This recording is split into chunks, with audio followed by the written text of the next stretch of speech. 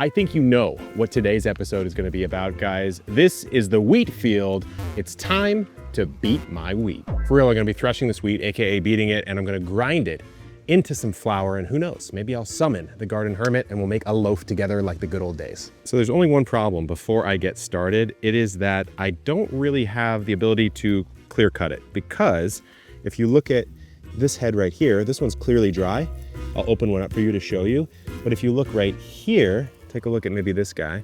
This is not fully formed yet. And so let's open both of these up just so you can see what I mean. If you couldn't tell by the size alone, this is clearly immature. So let's open it up. Each of the grains is going to be in one of these little guys right here. So if we pop this open, we will see either nothing or a slightly immature wheat seed. The way we know is we can kind of squeeze this and it just kind of comes apart, squirts out a little juice. Whereas if we take this one right here, pretty mature looking kernel, and if we squeeze it, nothing really happens. So what does that mean for me in the context of this field? Well, I need to grab some scissors and individually harvest all of the ones that are dry.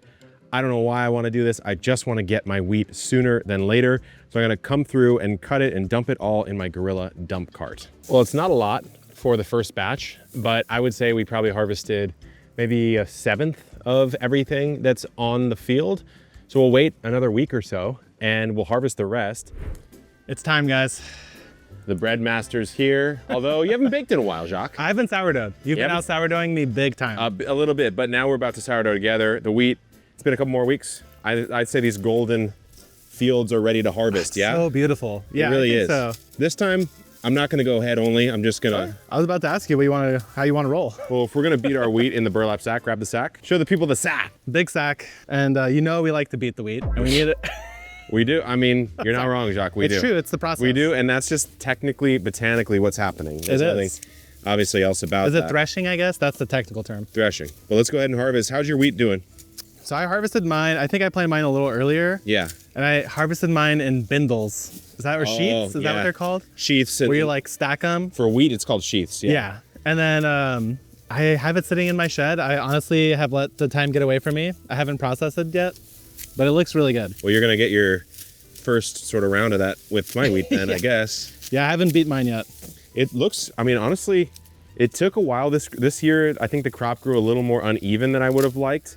That being said, we're still here, right? Yeah, I think what happened was basically we were expecting some more like late winter rain and it never came. It just never came. So we didn't appropriately irrigate to counteract that. So we had to, you can see some of these heads are just a touch undersized, and we'll find this all out in the threshing process. So we're gonna beat it and see what comes, I guess. The field's been harvested. You know what time it is, guys. Okay, we've got the harvest that I did a little bit earlier, Jacques, which is a little cleaner. So why don't we open the bag? We've got our beat sticks. I've got a log, you've got a plank. Something. Should we fill it to the brim? I feel like it's tempting, but I feel like it'll be less effective. You just won't get as much force on each head, right? Thinking batches is probably smart, even though it's less fun. It's less fun, and also it's gonna be hot. It's already hot. I know you're probably watching it, you're like, oh, you guys are always complaining. For us, it's hot. And yeah, maybe we're soft boys, you know? Whatever. I mean, it just is what it is. Real feel in the 90s? Yeah, nobody likes that. Nobody likes that. To beat some wheat, that's pretty hot. Should we put it on top? Do some prelim beating of what's below? Yeah, we could. There's nothing preventing it. 3, 2, 1. Feels not efficient. No, I don't, something about this doesn't feel right. I think it needs to be on harder ground. It's been so long since we've done this. Yeah. I get so triggered trying to get a bucket off a bucket. I know. Here, you want a little... There you go. Truly caveman technology here. I don't know why this feels very ridiculous. I'm sweating, but I'm enjoying. Yeah. Listen to that beautiful sound. That's wheat berries. That's a lot. Honestly, that just got me like something hyped. activated? No, yeah, that got me hyped because hearing all those little sounds. Just touching the heads, like it really releases a lot. Listen to that. That's a beautiful sound. New technique unlocked. The twist. Oh, these hips are lying right now, dude. It's burning. You can feel it. Building that booty, I guess. Give it a scoop. Tell me what you find. Oh, rain down. Sweet wheat.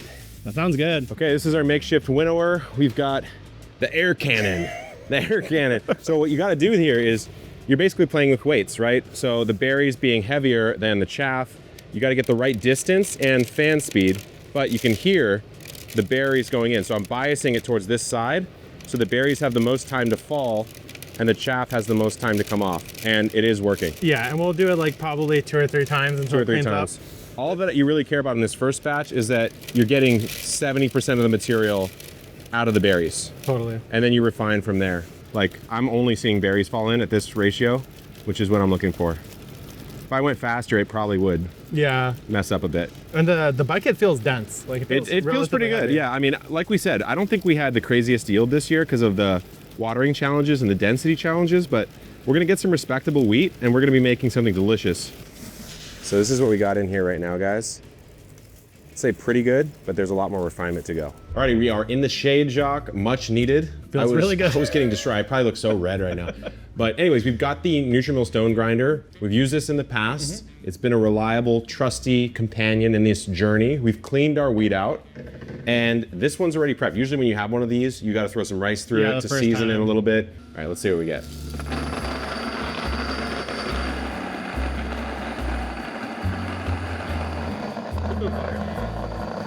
Okay, the grinding is complete. Look at this though. This is a lot of flour. That's like a whole bag of flour, which is 5 pounds, right? More than a bag. Those little bags? That's definitely more than a bag. Yeah. It might even be 2. 10 pounds? 10 pounds, okay. Jock, Wheat farmers. it's time to put on my baking mitts. It's time for banana bread. I chose this recipe because of course we have the wheat that we just ground up, but from our huge banana harvest, I still have bananas, and of course I have the eggs from the backyard thickies. So most of this recipe, at least by mass, will be fully homegrown. Problem, of course, is that banana bread requires super ripe bananas, and these ones are not only a different variety than normal, but they're also frozen. So I'm gonna bake them for a bit. 340 grams, which I think should be about 3. Yeah, that's pretty close. While our bananas are baking up, these are the rest of the ingredients. I'm only missing one thing, which is the flaky salt you'll see at the end. So we've got our homegrown wheat. I'll put all the amounts in the description. We have unsalted butter, we have brown sugar, we have our vanilla extract, our little eggs from our hens, we have some baking soda, some maple syrup, which goes on at the end. This is just plain white sugar, and then we have some buttermilk. The first step is getting the butter and the sugar incorporated. It should be softened, unsalted butter, and then you've got your white sugar. One day I'm gonna grow some sugar cane and make my own sugar, guys, but for now, I'm using that store-bought. And of course, we got our cane sugar. In it goes. This is like my favorite part of baking because the sugar butter mixture, I mean, that's really why we like to eat all these baked goods, right? So let's crank it up. All right, my roasted bananas are out of the oven. They're looking a little pliable here. Hopefully we've gotten them a little sugared up, but I mean, there's a lot of sugar in the mix here. What I have to do now is mash these up and incorporate them into the mix. And in we go. This is my first time cooking with my own homegrown fruit. Well, at least bananas.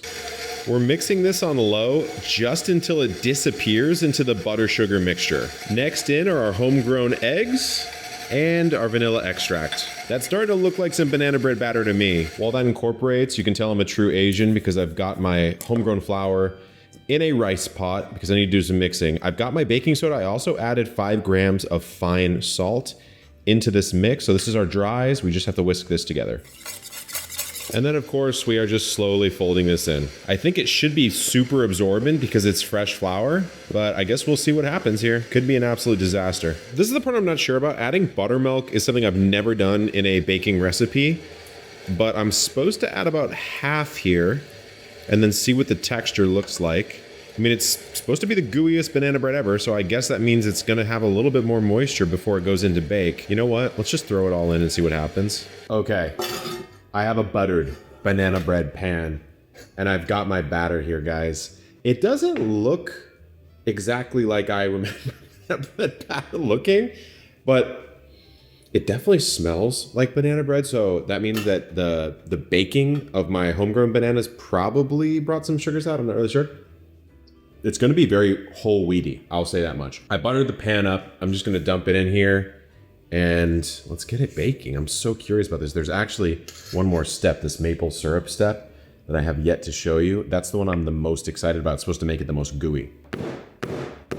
So in this goes at 325 Fahrenheit for probably close to an hour, and we'll do a temp check with a instant thermometer. Okay, I can smell it wafting. I know it's ready because I've got a couple little hole pokes in here. You can tell I've been doing a little early research, but what we got here is a probe.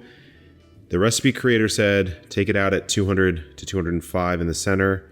We're slightly over that because we need to do something crazy. We're gonna take our maple syrup here and we are going to just brush it over. And this apparently is what creates the gooey texture because it just absorbs right away. You gotta do it when it's hot. It's almost like you're basting something. I've never done something like this with with banana bread before. Usually banana bread's like one of those afterthought recipes. But we're going epic mode because you better believe if I'm gonna spend a whole season growing my own wheat, I'm gonna spend some time on where that wheat ends up in the kitchen. Look at the glaze. Now we just gotta hit it with that flaky salt. There's honestly so much sugar in this that I think I have to give it a healthy dose of flaky salt on top to counteract. That's might be too much. We're gonna let it sit before we take it out of the pan, and then we'll do a taste test. And here it is, guys. This loaf is so dense. I don't even know if Atlas himself could hold it up. Obviously I can. So I'm gonna take a corner off. Even though technically this loaf is supposed to be best the next day, I'm giving it a shot right now. Oh my God. Get this under the light. Look at the moistness. Listen to it. You know you can hear that. Okay, here we go. Homegrown wheat, homegrown bananas, and home-produced eggs, banana bread with maple syrup.